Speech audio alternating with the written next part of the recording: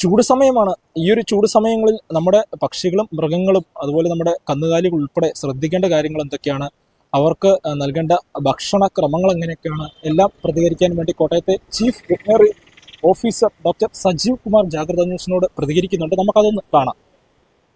Sir, ഇപ്പം ചൂടുകാലമാണ്. അപ്പം നമ്മുടെ പല ജീവജാലങ്ങൾക്കും അല്ലെങ്കിൽ മൃഗങ്ങൾക്കൊക്കെ വലിയ രീതിയിൽ ഈ ചൂട് അഫക്റ്റ് ചെയ്യുന്നൊരു സമയം കൂടിയാണ്. എന്താണ് അവര് ഒരു സുരക്ഷ മാനദണ്ഡങ്ങൾ എന്തൊക്കെയാണ്?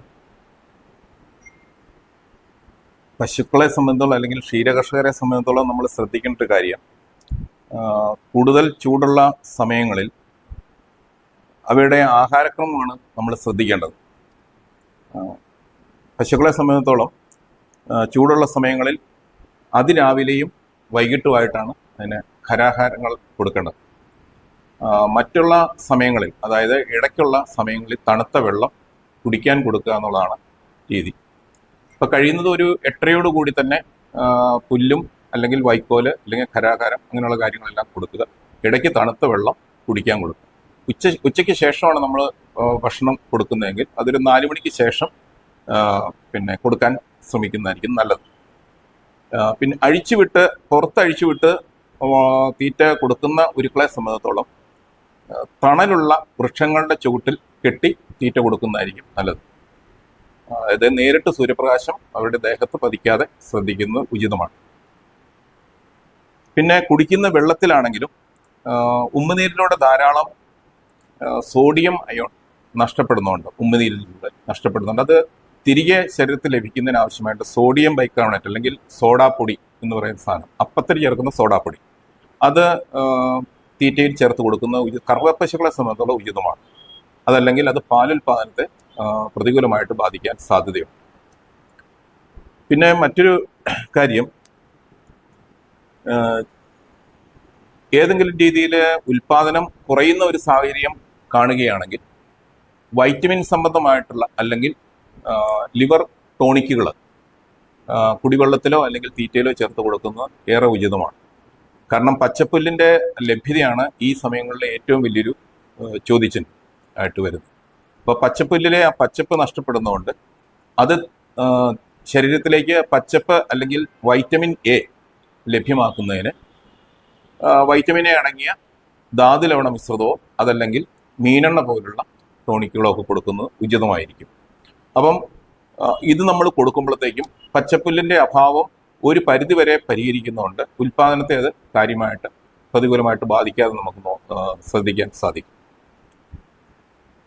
പിന്നെയുള്ളത് കുഞ്ഞുങ്ങളുടെ കാര്യമാണ്, കിടാക്കളുടെ സംരക്ഷണമാണ്. കിടാക്കളെ സംബന്ധിച്ചിടത്തോളം ചൂട് വലിയ മൃഗങ്ങളെ താങ്ങാൻ പറ്റുന്ന പോലെ അവയ്ക്ക് താങ്ങാൻ പറ്റുന്ന ആയിരിക്കും.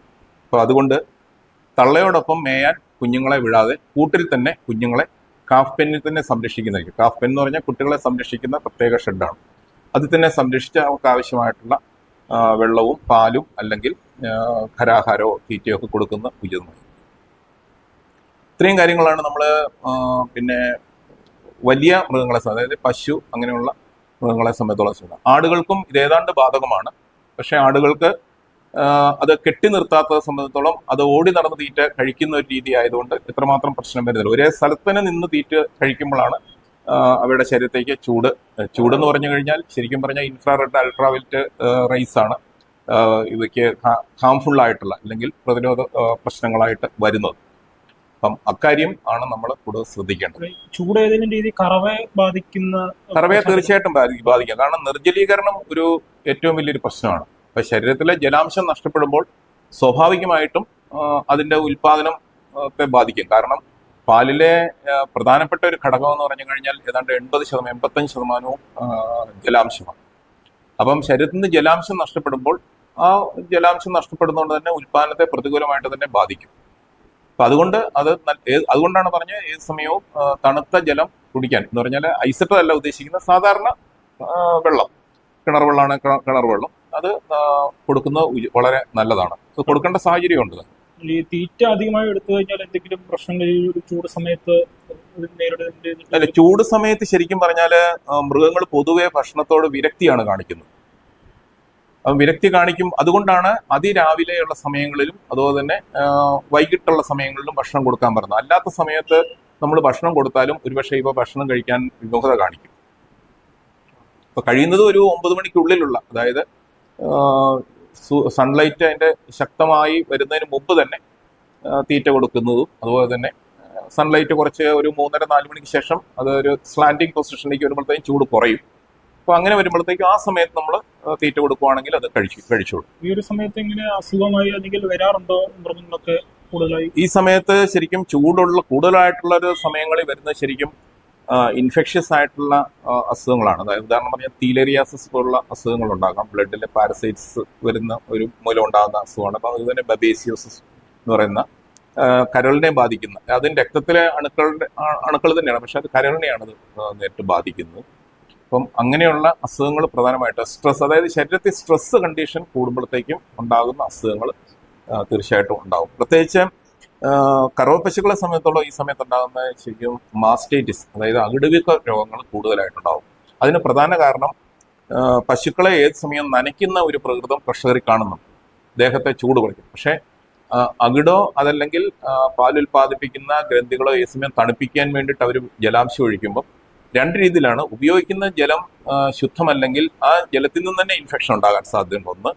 പിന്നെ ഏത് സമയം ഹ്യൂമിഡിറ്റി അല്ലെങ്കിൽ നനവുള്ള പ്രതലത്തിൽ ഇത് കിടക്കുകയൊക്കെ ചെയ്യുമ്പോഴത്തേക്കും ആ ഇൻഫെക്ഷൻ സാധ്യത വളരെ കൂടുതലാണ് ഉണ്ടാകുന്നത്. അപ്പം ഡ്രൈ ആയിരിക്കുന്നത് തന്നെയാണ് ഏറ്റവും നല്ലത്. അകിടുവീക്ക രോഗങ്ങൾ ഒരു പരിധി വരെ നമുക്ക് തടയുന്നതിന്.